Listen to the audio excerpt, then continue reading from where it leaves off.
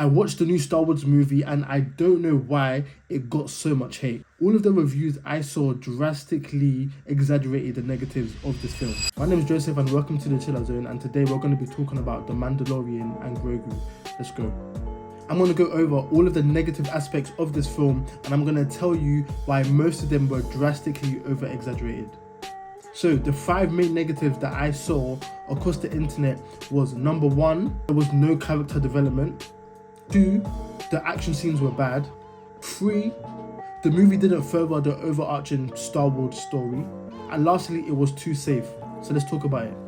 In terms of the character development, to say that there was absolutely no character development in this film is definitely not true. The relationship between Mando and Grogu definitely advanced in this movie.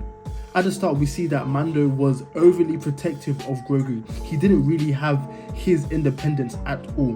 Grogu was always on Mando's back, or he was always waiting in the hallway whilst Mando did all of the dangerous work.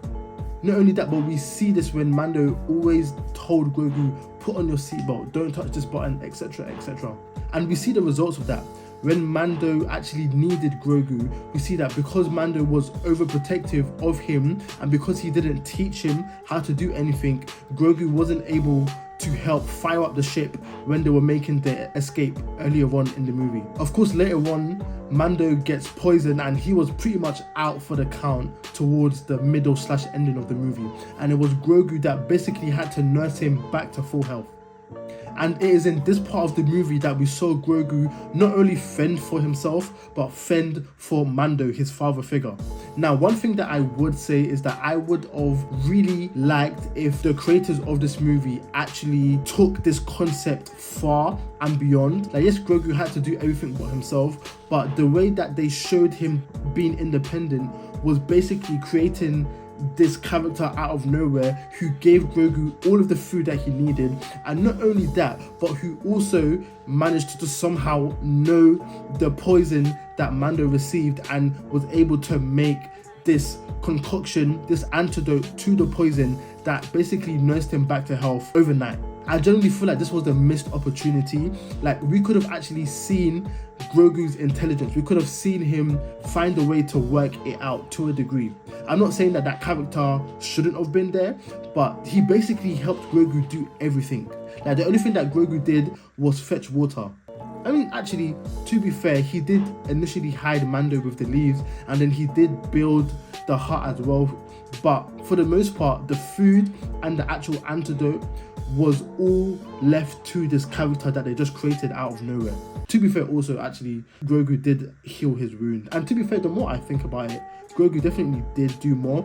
But I feel like Star Wars played it safe. Like, they could have really advanced this concept of Grogu actually being far more intelligent and far more independent. And because of this, we actually see Mando impressed and him learn how to trust Grogu. So when they go back and they fight the Hutts, Mando tells Grogu, get the other Hutt, save him whilst Mando does the fight. Not only that, but Mando also left Grogu to fight the dog creature of the assassin. We see that actually Grogu has his independence a bit more, and we see him actually be a player in the fight scene. So the character development is there, it's just subtle. It's not blatantly in your face. We also see this at the end where Mando transitions Grogu from being sat at the back with a seatbelt on to sitting him on his lap, and Mando teaching him how to fly the ship, or teaching him how to learn more about the ship.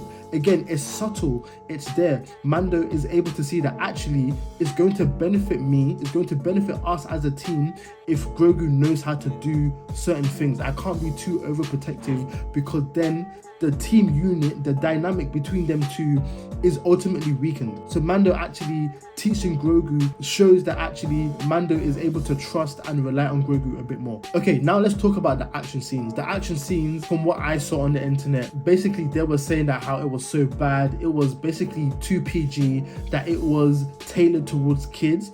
And again, I can kind of understand, but again, I think it's drastically over exaggerated. For me, I personally did like the action scenes, especially at the beginning. And to be fair, everybody did make note of that. Like, the initial action scene at first was probably one of, if not the strongest action scene of the movie, and essentially a lot of people said that from then onwards it was a steady decline, and I can see where they were coming from, but it definitely wasn't as drastic as everybody thought it was. I personally enjoyed the action scenes. I feel like the scenes between Mando and the Hutt in the gladiator matches, I think they were actually quite cool. Like, we were able to see all of these new creatures and see them two working together to escape. Not only that, but I feel like the last action scene with Mando and the droid was really interesting. I actually really enjoyed that. I saw the skill in the choreography. So yeah, I actually don't agree with it. But once again, I understand they weren't amazing, but they were okay. In fact, I would say that they were good. Not great, but just good. The next main negative that I saw is that this film didn't further the overarching Star Wars story.